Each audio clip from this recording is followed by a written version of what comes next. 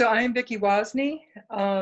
I've been a member of St. Thomas off and on uh, since 1976, although I've spent some time in other places during that time. I'm recently retired. I was a businesswoman. I sold scientific equipment for a major equipment producer, and just as I say, recently retired about a year and a half ago. I'm the current president of St. Vincent de Paul. Been doing that for about 5 years. And my term is up at the end of September, so I am term limited, so we will have a different president come October 1st. At St. Thomas, I've done any number of things over the years, but most recently, until COVID struck us, I was in the choir, so doing that as well. So the St. Vincent de Paul Conference at St. Thomas has been in existence, I believe, since 1935. So a long, long time. But the society as a whole was founded in around, I want to say in the late 1830s, early 1840s in Paris, France. Names you might hear as Vincentian names are Frederick Ozanam, Rosalie Rondeau, Sister Rosalie Rondeau. But it was started around the time of the French Revolution by a group of college students, men, who were challenged to not only get together and discuss their faith, but also to go out into the community and put their faith into action. So that's when it started. It was pretty clear that this was a charism in that within just a few years, it spread like wildfire throughout France, throughout the rest of Europe. And within 10 years, it was founded in the United States, in St. Louis, Missouri, which is where our national headquarters are. And the society is divided up into a national, then regions, and then for ourselves, we are part of something called the Lansing Council. So we are part of 14 other parishes in the Diocese of Lansing that have a St. Vincent de Paul. The primary work of St. Vincent de Paul is to go out and personally visit with those who are in need. So that is the primary purpose. There are other works that the society does that are called special works. Those can be things like thrift stores, food banks. There's a variety of things that are kind of extra sorts of things that can be done, but the core ministry is really person-to-person contact. We have tried a number of things over the last number of years here at St. Thomas with getting the personal visit going again. We had a home visit team for a while, and it frankly did not work out. And there's a variety of reasons for that. However, we did continue to assist people, and currently what we're doing is taking requests through, I don't know, 15 to 18 different social service agencies in town who email us with requests. They give us the background, and then we mail out the check. And I was looking for some way of making this more personal again. So I thought of something, an idea I had called the blessing bag visit. And what happens is after we actually give the aid, we send 2 people out to make a blessing bag visit. We take with us things that people cannot buy on food stamps. And we usually have just a talk with the people who we've helped to see what would be most useful to them. And then we pay a visit to them with these items. The nice thing about this blessing bag visit is the people who are making it don't have to make any decisions on the kind of aid that's given. It's already been done when they go out. And this seems to be what's working best in our parish at the moment. Regrettably, the COVID thing put a pretty much of a stop to it. We can't do that anymore. We have taken some individuals' things and put them on their front porches during this time, but we continue to do the help via the email, and we've done that throughout all of the COVID pandemic, shutdowns and whatnot. So currently, we only had 1 or 2 slow months. We've been going gangbusters ever since. So, for example, in June, we helped 14 households to the tune of over $3,500. Our budget for the month is $3,500, so that's what we're able to do right at present. If we had more, we could do more. Our hope is to start the blessing bag visits up as soon as possible. What I found is that the blessing bag visit is a really wonderful thing for married couples to do together, because ideally it's great for a man and a woman to go on one of these visits. So it doesn't have to be that by any stretch of the imagination, but I have a number of couples that are doing the blessing bag visits, well, at least up until the COVID hit. So we're kind of in the state of change right now. We've had a thrift store over on Broadway for over 50 years, and we were trying to figure out what to do about reopening. And we were informed that we will not be able to renew our lease next May. So as a result of that, we're actually going to be closing that thrift store probably sooner rather than later. So I would imagine by September we'll be out of there. The other thing we've changed is that we thought long and hard about our walk-in ministry at St. Thomas, kind of the what kind of aid it was giving, and could we do something that was a little more effective. So that part of our ministry has also been changed. We're not going to do that again. And COVID was sort of a natural break for us to stop doing that. So we'll be using that little office that's near the door to the parish hall for our assistance ministry going forward. And I think that'll be a good thing. And I think also we're going to need to explore what else should we be doing. These are changing times we're in, and we need to be responsive to where the Holy Spirit leads us during this time so that we can really be doing what we need to do to serve the needy in our area. So lots of changes, probably some we didn't want to have happen in the way they happened, but it's all in God's hands, and we're really able to significantly impact the lives of people. Some of the things we've been able to do is prevent evictions. We've been able to help a lot of people coming out of homelessness into a new stable living situation, utility bills. We've helped some people who are disabled with various medical needs. I mean, there's been a lot of different things that we've done with the assistance that we offer.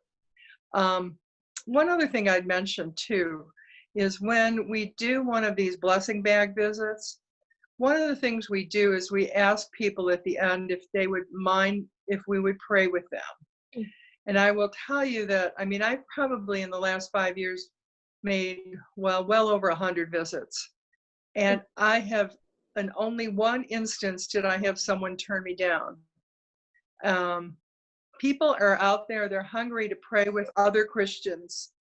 So anyway, prayer is an important part of our action with the needy, and many of them are Christian and definitely want to pray. And if they're not, they know their need and they definitely want to pray.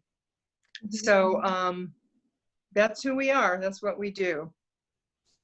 That's great, Vickie. Thank you for sharing all of that. So from what I hear, it seems like you are going to need a few things if for St. Vincent de Paul going forward. You're going to need a new president. Yep, we sure are. You're probably going to need a new source of funding. Yeah, I would imagine, or more funding or fundraising with the store. Well, I will say more. The parish has been very generous in the various collections and whatnot, and in providing us with the dollars for us to do the work we do. Mm-hmm. So I will tell you, like, for example, during Advent, we had those little canisters out that we collected coins in. We got $8,000 from that. Wow, that's great. Yeah, believe me, if you had to lug the coins to the bank, they were really heavy. So we got a little weightlifting in it to boot. But, so the parish has been very generous. Also, when we were collecting we have a little storage room under the school, and all our items for the blessing bag visit are kept there. And that was a call we had out for the items. And we were inundated with wonderful things to give out. An anonymous donor sent in over 10 boxes from Amazon of various things we had asked for. That was just one example, but lots of people brought in on a smaller scale things that we needed.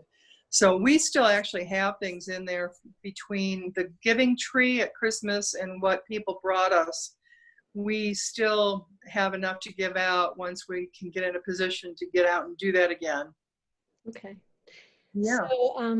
So moving forward, you also would be probably looking for volunteers to do home visits. Is that Yeah. sort of training for that you have? Do you teach people how to do it? Yeah, it's very easy.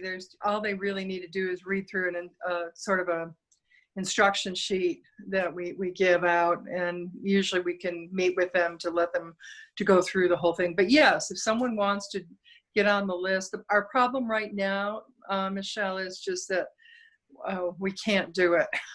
But I think pretty soon we're going to be able to. I'm just trying to figure out a good way of us being able to do it with the volunteers that we have. So we do need help, I think, going forward now that the store is going to be gone, with perhaps holding a couple fundraisers during the year in addition to what we get from the parish. So we haven't crossed that bridge yet. All this stuff with the store just happened. So we're still reeling from the news. So any rate, yes, we can use more Vincentians. There are only 8 of us, and all of us are starting to age, some more so than others. So we need people who can be committed to coming twice a month to a meeting and actually, really engaging. Because we do have. Sure. That's my other question, because St. Vincent de Paul is actually like a lay order, right? So is there some sort of formation process or application or meetings or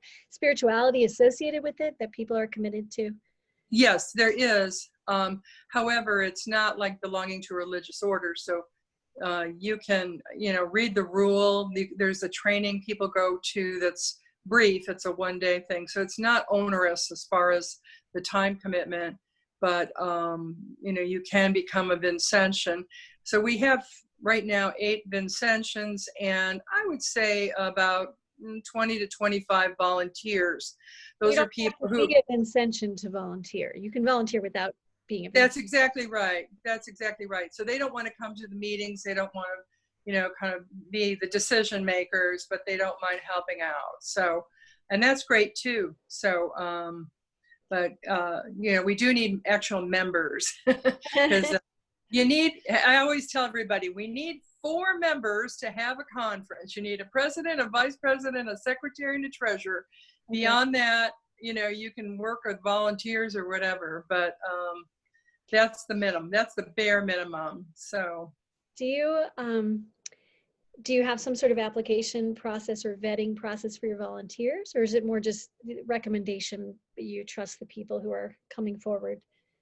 Oh yeah, we just use parishioners. We don't vet. I mean, we assume if you're a parishioner coming to St. Thomas, you're fine to come and do the work with us. So trusting. Yeah, well, what else do we need? If you're a parishioner, that's fine. And you'll go with another person. It's always 2 people going on a visit. That is good. Yeah, that's part of, what we do. So we would ask, that you'd come to a meeting when we put this together and just go through our instruction sheet. And it's the meeting, the visits are very simple. I mean, they're nothing complicated.